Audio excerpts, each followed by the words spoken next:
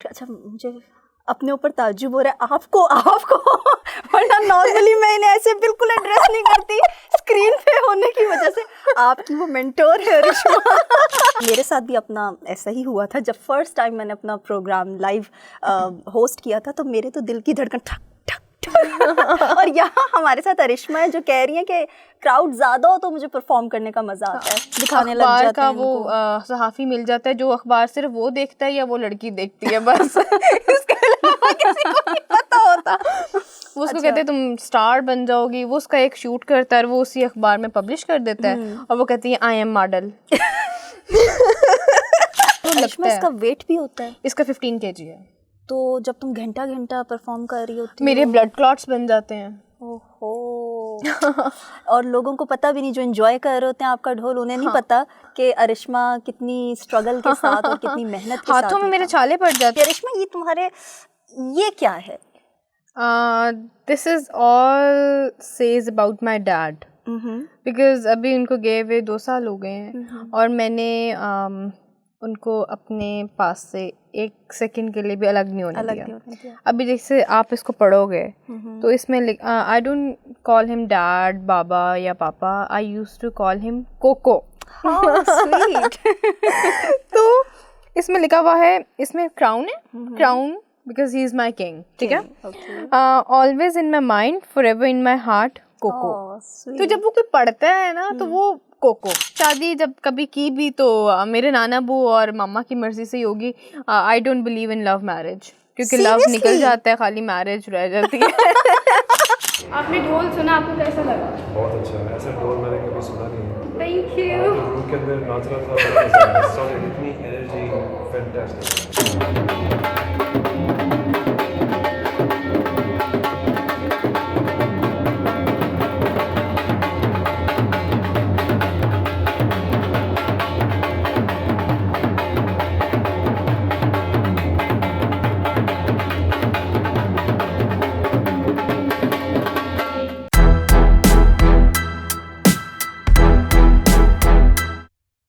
अस्सलाम वालेकुम नाजरीन, मैं हूं आपकी होस्ट सबा चौधरी और प्रोग्राम है आप लोगों का अपना candid views with Saba Chaudhary.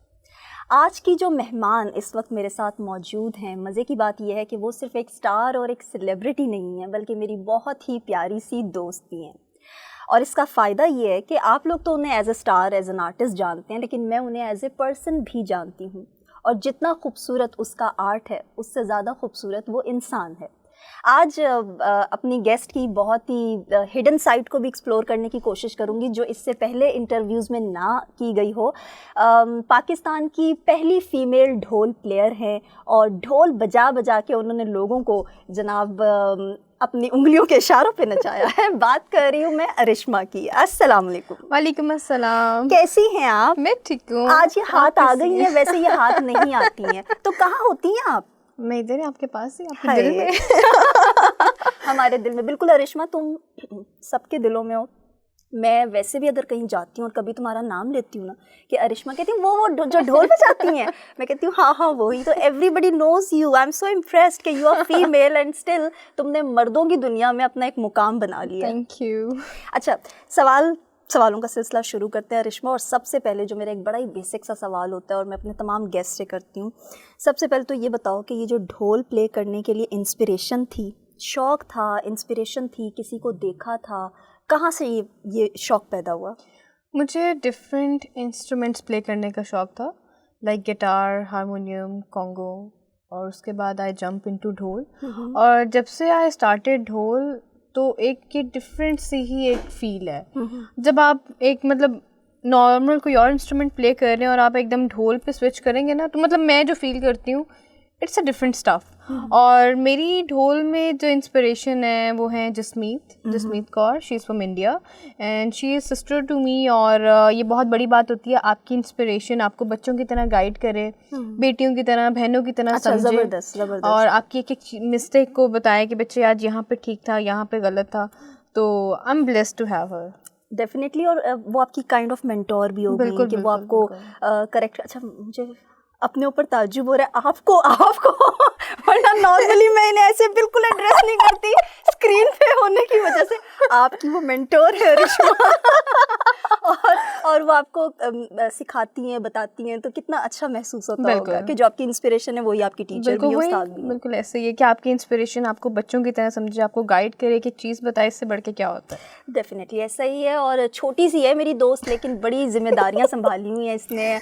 Different shows पे जाती हो और क्या बैंक से तुम्हारी एंट्री होती है, और जनाब जब ढोल प्ले करना स्टार्ट करती हो तो सारे लोग झूम रहे होते हैं, उस माहौल में मुकम्मल तौर पे एब्जॉर्ब हो चुके होते हैं। जब इतना क्राउड फेस करती हो कैसा महसूस होता है? बल्कि नहीं, ये बताना कि जब पहली दफ़ा क्राउड के आगे ढोल प्ले किया था तो what were your feelings? It was normal, कोई वो ना मुझे कोई हेजिटेशन थी ना मुझे वो था कि अच्छा अब ये क्या होएगा। हाँ, क्राउड जब कम होता है ना तब मेरा ना मतलब एकदम दिल थोड़ा चार्ट हो जाता है कि यार अब मैं क्या इधर क्या प्ले करूँ, ये क्या एंजॉय करेंगे। जब क्राउड थोड़ा ज़्यादा होता है, वो जैसे मोबाइल की बैटरी चार्ज होती है ना, उस तरह मैं भी चार्ज हो जाती हूँ। यानी कि ज़्यादा क्राउड तुम्हारी एनर्जी को भी ऊपर ले जाता है। बिल्कुल। और ज़्यादा क्राउड देख के तुम भी उतने ही इंथुजियाज्म से परफॉर्म करती हो। ये बड़ी वैसे मज़े की बात है क्योंकि नॉर्मली मैंने ये, और मेरे साथ भी अपना ऐसा ही हुआ था, जब फर्स्ट टाइम मैंने अपना प्रोग्राम लाइव होस्ट किया था तो मेरे तो दिल की धड़कन ठक और यहाँ हमारे साथ अरिश्मा है जो कह रही है कि क्राउड ज़्यादा हो तो मुझे परफॉर्म करने का मज़ा आता है। तो ज़बरदस्त है भाई, ये तो हो गया। बॉन्डिंग के बारे में बताओ अरिश्मा, मतलब जब घर से तुमने अपने सफ़र का, अपने जर्नी का आगाज़ किया तो सपोर्ट मिली पेरेंट्स की तरफ से या कोई हर्डल्स का सामना भी करना पड़ा?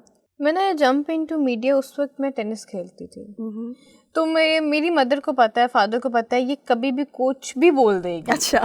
ठीक है। मुझे पेंटिंग का बहुत शौक था, मैंने पेंटिंग सीखी। उसके बाद जी टेनिस खेलने का शौक था। टेनिस मेरी मदर चाहती थी मैं टेनिस प्लेयर बनूं, तो मेरी मदर और फादर बहुत ज़्यादा सपोर्टिव रहे हैं। तो मैं टेनिस भी खेलती थी और अंडर 15 मैंने खेला भी। उसके बाद मुझे गिटारिस्ट बनने का शौक हो गया, तो मामा ने कहा सीखो, कोई मसला नहीं है। ज़बरदस्त। यानी पेरेंट्स का फुल सपोर्ट था, जो भी करना चाहती थी उसमें हमेशा। अच्छा नहीं, फिर एक स्टेज ऐसी आ गई व्हेन आई स्टार्टेड गिटार, तो मामा को पता था मुझे शौक है और मैं शौक के लिए सीख रही हूँ। तो कभी मैं गिटार से कॉन्गो पे कन्वर्ट हो रही थी, साथ में स्टडीज़ भी चल रही थी। तो मेरे फादर ने कहा बच्चे तुम ना कुछ एक चीज़ सेलेक्ट कर लो, what you want to be. मतलब ये शौक के लिए do whatever you want to do, but जिंदगी का कोई एम भी होता है। इतना फ्रीक्वेंट स्विचिंग ना करो। कभी आपको पेंटर बनना है, कभी आपको टेनिस प्लेयर बनना है, कभी आपको गिटारिस्ट बनना है। शौक के लिए do whatever you want to do, but in future जब आप बड़े होते हो तो अपनी कोई एक फील्ड जो है उसको सिलेक्ट कर लेना और फिर उसी में परसू करो, अपनी सारी एनर्जी उस डायरेक्शन में लगाओ। फिर आई सिलेक्ट मीडिया, और कहा जाता है जी मीडिया में ऐसे लोग हैं वैसे लोग हैं। यार आप भी अच्छी पढ़ी लिखी फैमिली से, खुद भी मतलब ये तो बीबी को जब भी मैंने कहा ना कहीं बाहर चले, मेरे तो पेपर्स हो रहे हैं, तुम चुप ही कर दो। अब हमारा प्रॉमिस हो चुका हुआ है कि मुझे थोड़ा सा टाइम दो, अब मैं ये नहीं कहूँगी कि मेरे पेपर्स हो रहे हैं, प्लीज माफी। तो ये जो हम मतलब जैसे आप हो, मैं हूँ, हमारे जैसे कोई 10-12 और लड़कियां हैं, उनकी फैमिली भी तो सपोर्ट करती है। हमें तो कोई ऐसी गंदी चीज़ नहीं मिलती है। वो और लड़कियां होती हैं जिनको गंदी डिमांड्स आती हैं, जिनको गंदे तरीके से ट्रीट किया जाता है, जो ट्रोल होती हैं, जिनको लोग पता नहीं वो डिफरेंट किस्म की ऑफर्स कराते हैं। आपको और मुझे क्यों नहीं करवाते? क्योंकि पता है कि अच्छा यार पढ़ी लिखी लड़कियां मुंह तोड़ देंगी। एग्जैक्टली। तो ये जैसा बंदा होता है ना आगे से मीडिया उसको वैसा ही मिलता है। अगर आप अच्छे हैं आपको अच्छे तरीके मिलेगा, और ये बात अगर आप भी बुरे हैं आपको बुरे तरीके मिलेगा। ये बात भी है कि मे बी समटाइम्स हमारे सामने कुछ ऐसी चीज़ें आती भी हैं मगर हम उन्हें देखा अनदेखा करके गुजर जाते हैं, ना हम उन्हें ज़्यादा नोटिस करते हैं या उनको केटर करते हैं और हम अपने रास्ते चल पड़ते हैं। असल में पता है हमारा मीडिया बहुत अच्छा है, ठीक है। ये वजह नहीं है कि मैं आई एम इनटू मीडिया और मैं इस वजह से तारीफ़ कर रही हूँ, जो मैंने फील किया है मैं वही बात कर रही हूँ। ये जो हमारी आती हैं डिफरेंट हॉस्टल्स में लड़कियाँ रह रही हैं ना, ये आती हैं गांव वगैरह से, पेरेंट्स इनको भेजते हैं लाहौर के अच्छा जाओ पढ़ो, हमारा मतलब तुम लोग सपोर्ट करोगे, पढ़ के कोई डॉक्टर बन जाओगे, कोई इंजीनियर बन जाओगे, टीचर बन जाओगे। सही। ये जी इनको कोई ऐसे शो ऑर्गेनाइजर मिल जाता है या ऐसे वो शॉर्टकट्स दिखाने लग जाते हैं, वो सहाफ़ी मिल जाता है जो अखबार सिर्फ वो देखता है या वो लड़की देखती है, बस इसके अलावा किसी को नहीं पता होता। वो उसको कहते हैं तुम स्टार बन जाओगी, वो उसका एक शूट करता है, वो उसी अखबार में पब्लिश कर देता है और वो कहती है आई एम मॉडल।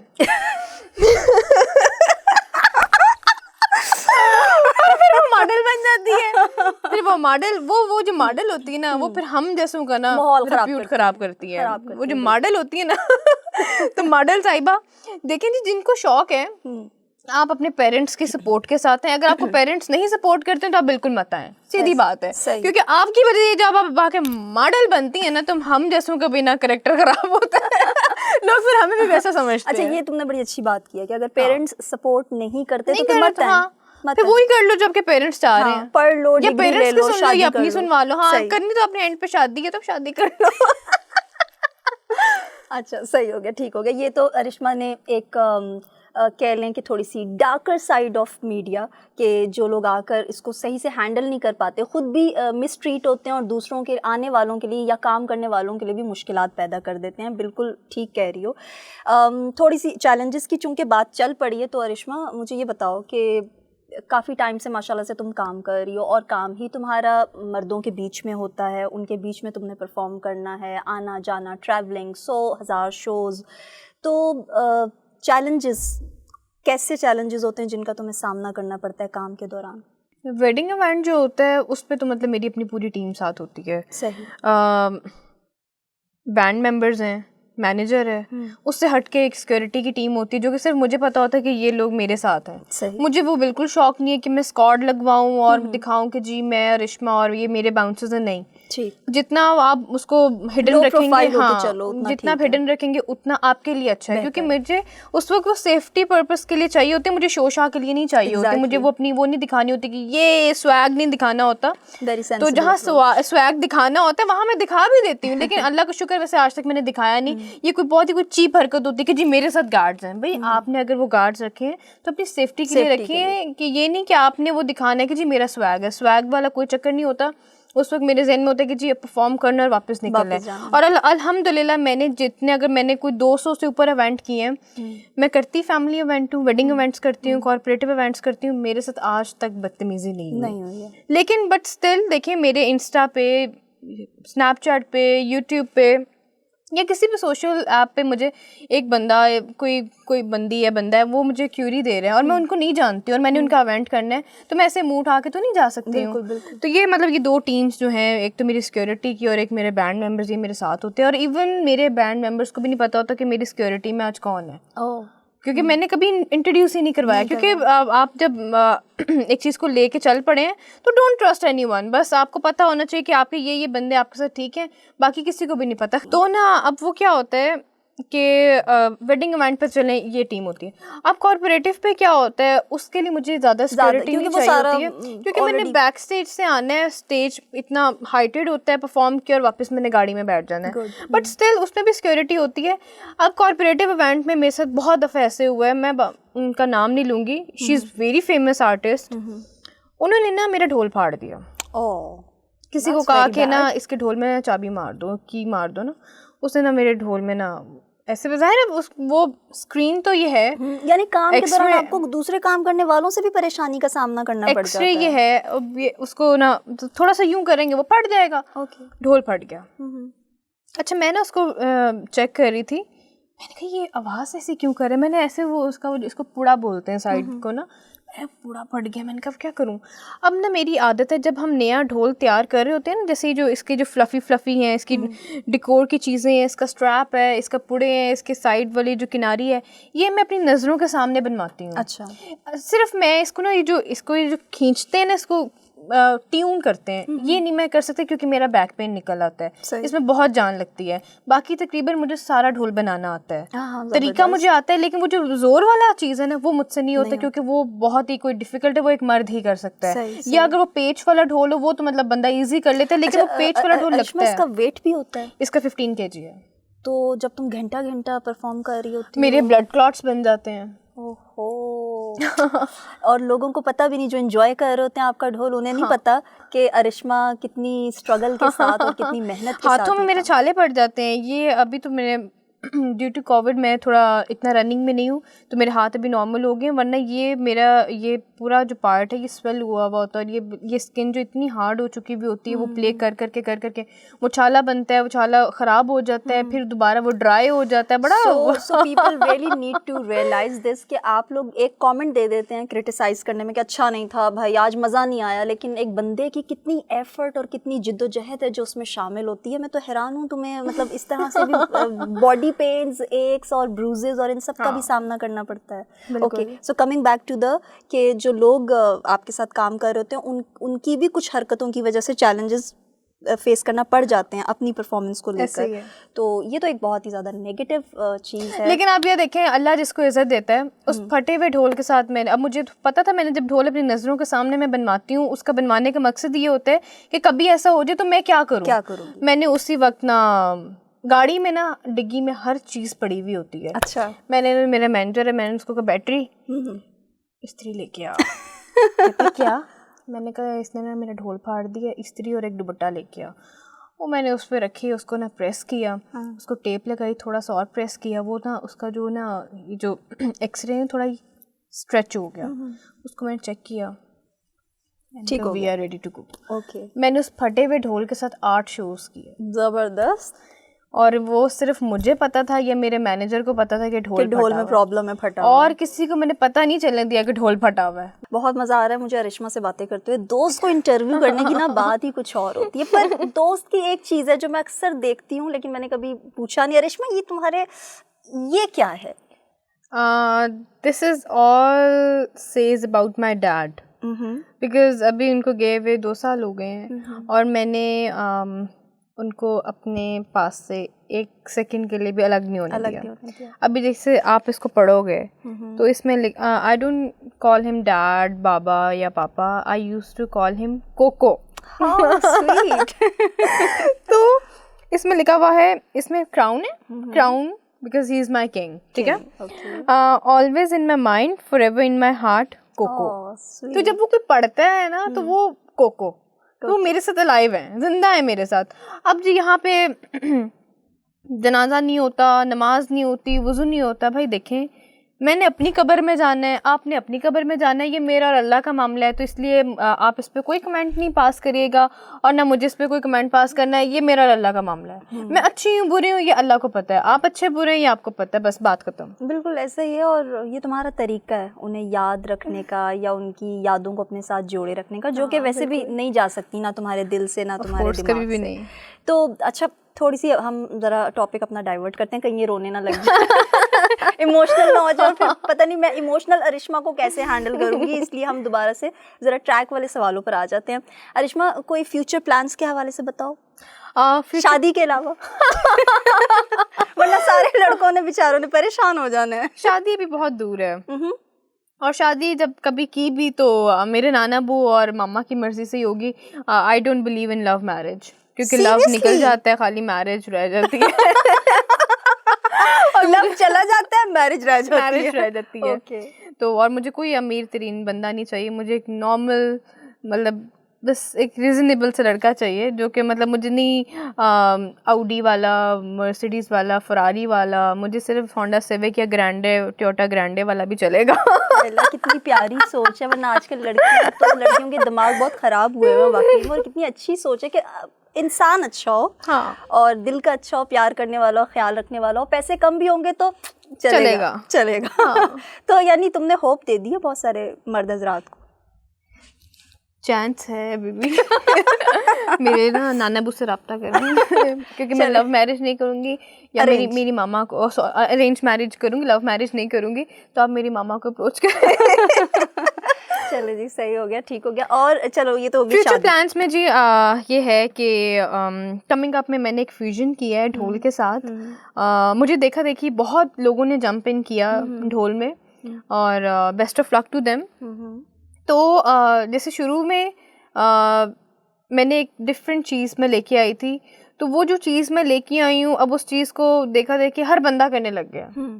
तो अब अरिश्मा तो फिर एक ही है ना। अरिश्मा तो अरिश्मा है। तो अब उसी चीज़ को मेंटेन रखने के लिए मैंने उसका जो सॉफ्टवेयर है ना वो अपग्रेड कर दिया है। तो इंशाल्लाह अभी आपको कमिंग डेज में आपको एक प्रोजेक्ट है, वो जब मैं लॉन्च करूँगी तो उसमें आपको एक डिफरेंट फील आएगी, क्योंकि उसमें आपको वो यही बताएगा कि अरिश्मा इज़ द ओनली वन।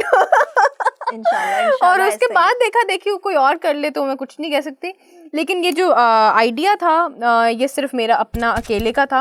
और जहाँ तक मैंने इसको स्टडी किया है, जहाँ तक मैंने इसको प्लान किया, देखा है, अभी तक मतलब पूरे पाकिस्तान में मैंने ऐसा नहीं देखा किसी को किए हुए। अच्छा, तो hope for the best. Hope for the best and we pray for your success, Thank अरिश्मा। you, तुम आमीन, ऑलरेडी thank इतना you. अच्छा कर रही हो, तो इंशाल्लाह हमारी दुआएं तुम्हारे साथ हैं Thank कि you. ये जो तुमने प्रोजेक्ट के साथ आने वाली हो वो भी तुम एक बूम के साथ आओगी। Thank you. अच्छा अरिश्मा, फ्यूचर प्लान्स की तो बात हो गई, और फ्यूचर प्लान्स की बात करते करते आपने कुछ नए आने वालों का जिक्र कर दिया, तो मैं कहूँगी कि नए आने वालों को क्या कहना चाहोगी? मैं ये कहना चाहूँगी आप ज़रूर जंप इन करें, अपनी फैमिली के सपोर्ट के साथ करें और सीखें, मेहनत करें, रादर देन दिस कि आप मुझे कहेंगे ओए मेरे साथ आके मुकाबला करो। अरे भाई मैं आपके साथ आके क्यों मुकाबला करूं?